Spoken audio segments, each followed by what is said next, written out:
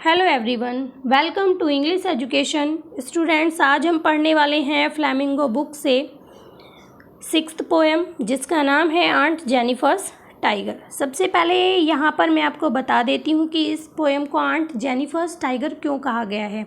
क्योंकि जो aunt Jennifer है वो एक एम्ब्रॉयडरी कर रही है एक कपड़े के ऊपर, और उस कपड़े के ऊपर वो एम्ब्रॉयडरी में टाइगर्स को बना रही हैं, उछलते कूदते टाइगर्स को वो वहाँ पर बना रही हैं। तो इसलिए इस पोएम का नाम आंट जेनिफर्स टाइगर रखा गया है। और इस पोएम की पोएट हैं एंड्रीन रिच, जिनका जन्म 1929 में यूएसए में हुआ था। और इस पोएम की थीम है, यहाँ पर बताया गया है, the poem aunt Jennifer's tiger address the constraints of married life of women experience. देखिए, इस पोएम में पोएट ये बताना चाहती हैं कि किस तरह से मैरिड जो वुमेन होती हैं वो बहुत सारी प्रॉब्लम्स को फेस करती हैं, और किस तरह से उनका जो एक्सपीरियंस होता है लाइफ का वो ये बताना चाहती हैं। यहाँ पर जो पोएट है वो कंपैरिजन कर रही है एक जंगल में रहने वाले टाइगर का और एक घर में हमेशा बिजी रहने वाली एक लेडी का। तो स्टार्ट करते हैं हम यहाँ पर पोएम को। आंट जेनिफर्स टाइगर प्रेंस का मतलब होता है उछल कूद करना। अक्रॉस अ स्क्रीन, जैसा कि मैंने अभी आपको ऊपर बताया है कि जो आंट जेनिफर का टाइगर है, यानी कि जिस पर वो एम्ब्रॉयडरी बना रही है, वो इस तरह की एम्ब्रॉयडरी बना रही है कि जो टाइगर है वो उछलते कूदते उस स्क्रीन पर दिखाई दे रहा है। Bright topaz denizens of a world of green. Bright topaz यहाँ पर सीधे सीधे टाइगर को कहा गया है। ब्राइट टोपाज होते हैं ब्राइट कलर का एक क्रिस्टल होता है उसे, और डेनिजेंस का मतलब है इनहैबिटेंट या निवासी आप कह सकते हैं। तो यहाँ पर बताया गया है कि जो ब्राइट कलर के टाइगर होते हैं, टोपाज की तरह दिखने वाले टाइगर्स होते हैं, वो ग्रीन, वर्ल्ड ऑफ ग्रीन का मतलब है यहाँ पर फॉरेस्ट। तो वो कहाँ रहते हैं? वो जंगल के निवासी होते हैं। They do not fear the man beneath the tree. The peace in sleek, chivalric certainty. यहाँ पर देखिए, यहाँ पर sleek वर्ड कहा गया है अट्रैक्टिव को, चिवलरिक कहा गया है यहाँ पर ब्रेव को, और सर्टिनिटी कहा गया है यहाँ पर कॉन्फिडेंस को। ठीक है, तो देखते हैं। तो यहाँ पर पोएट कहती हैं कि दे डू नॉट फियर, मतलब दे का मतलब यहाँ पर टाइगर से है। जो टाइगर होते हैं वो नहीं डरते हैं लोगों से। जो लोग पेड़ के नीचे रहते हैं, यानी कि पेड़ के नीचे खड़े हुए हैं, जो टाइगर हैं वो उन लोगों से नहीं डरते हैं। हो सकता है यहाँ पर किसी हंटर को कहा गया हो, लेकिन जो टाइगर हैं वो उनसे नहीं डरते हैं। उनकी जो गति है वो किस तरह से मूव कर रहे हैं, वो अट्रैक्टिव तरीके से मूव कर रहे हैं। वो बहुत ब्रेव हैं, वो ब्रेव, उनकी जो मूव है वो बहुत ब्रेव है, और वो बहुत कॉन्फिडेंस से चल रहे हैं। एक बार फिर से देख लेते हैं इस पैराग्राफ को। यहाँ पर कहा गया है जो आंट जेनिफर का टाइगर है, जो स्क्रीन पर यानी कि उस कपड़े पर दिखाई दे रहा है, वो उछलता कूदता दिखाई दे रहा है। जो ब्राइट टोपाज हैं वो जो है जंगल के निवासी हैं। यहाँ पर ब्राइट टोपाज सीधे सीधे टाइगर को कहा गया है, तो यहाँ पर मेटाफर फिगर ऑफ स्पीच है, क्योंकि ब्राइट टोपाज और टाइगर दोनों का कंपैरिजन किया गया है, और यहाँ सो लाइक एज जैसे वर्ड यूज़ नहीं हुए हैं। अब यहाँ पे बताया गया है कि वो नहीं डरते हैं। जो लोग पेड़ों के नीचे खड़े हुए हैं, भले ही वो हंटर हो, लेकिन वो नहीं डरते हैं। उनकी जो मूवमेंट है वो बहुत अट्रैक्टिव है, बहुत ब्रेव है, और वो बहुत कॉन्फिडेंस से भरे हुए और चल रहे हैं। नेक्स्ट स्टेंजा देखते हैं।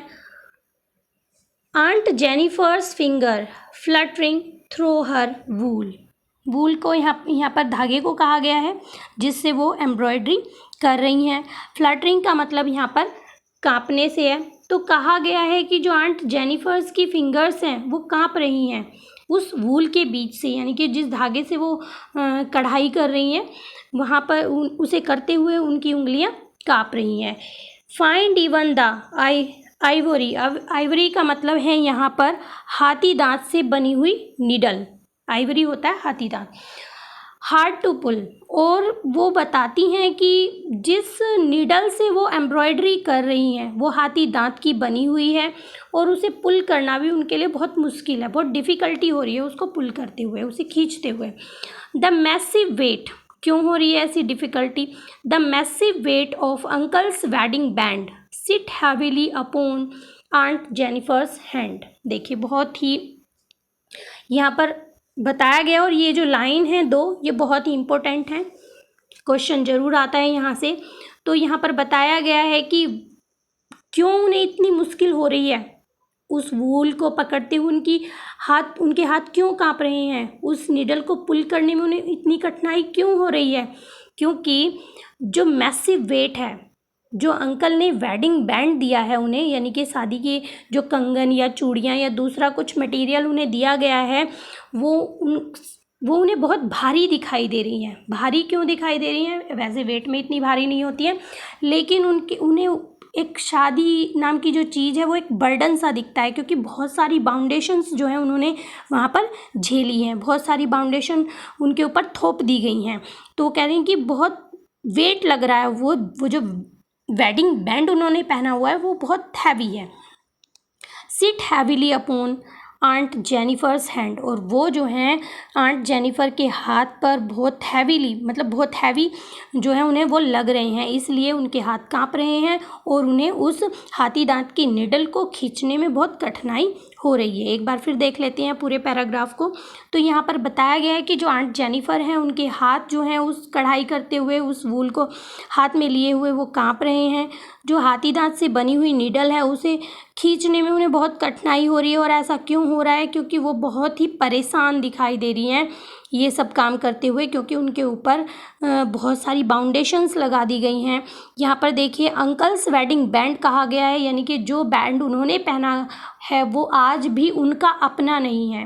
वो बताया गया है कि वो अंकल का वेडिंग बैंड है, यानी कि उन्हीं से रिलेटेड है, उनके रिलेशन को यहाँ पर दिखाया गया है कि दोनों के बीच बहुत ज़्यादा गैप है यहाँ पर।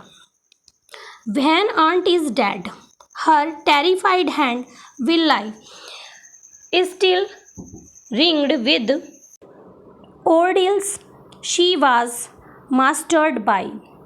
ordeals का मतलब यहाँ पर दुख भरी यादों से है। तो यहाँ पर कहा जा रहा है when aunt is dead, मतलब जब जो आंट है वो मर जाएंगी, her terrified hand will lie still ring, मतलब उनके हाथों में उनके डरे हुए, डर की वजह से उनके हाथ जो काँप रहे हैं, उनके डरे हुए हाथों में तब भी वो जो रिंग है वो तब भी उनके हाथों में होंगी। सी वाज मास्टर्ड बाई, मतलब जैसे कि किसी मालिक ने कोई हथकड़ी या कुछ उन्हें पहना दी हो, इस तरह से वो जो रिंग है वो तब भी उनके हाथों में बनी रहेंगी। The tigers in the panel that she made, और वो जो टाइगर्स वो बना रही हैं, एम्ब्रॉयडरी कर रही हैं, will go on prancing proud and unfair, और वो जो टाइगर हैं वो उसके बाद भी वो जो उन्होंने उस पैनल में बनाए हैं वो प्रांसिंग करेंगे, यानी कि उछलते कूदते रहेंगे, वो प्राउड से रहेंगे और अनअफ्रेड यानी कि निडर रहेंगे। तो यहाँ पर बताया गया है, इस पैराग्राफ को एक बार फिर से देख लेते हैं।